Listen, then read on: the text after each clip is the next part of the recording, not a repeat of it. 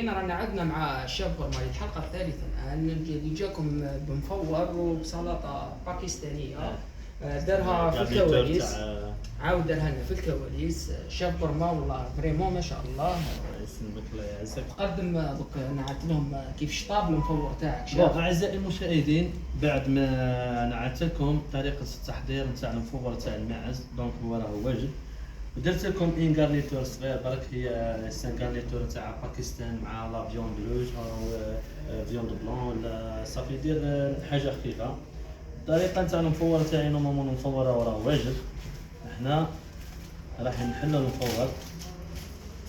ها ها المفور تاعنا ما شاء الله. ها هاك طايب زبده.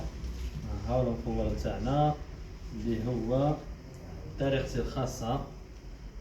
درت له غارنيتور. ما كاينش من تحكموش تياب طايب صح ما مش شاء الله.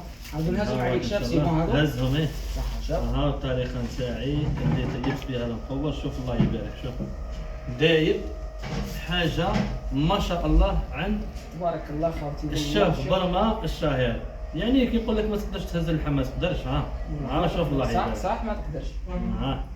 وتذوق لنا الشيف من عندك انت. واش رايك بالجديد؟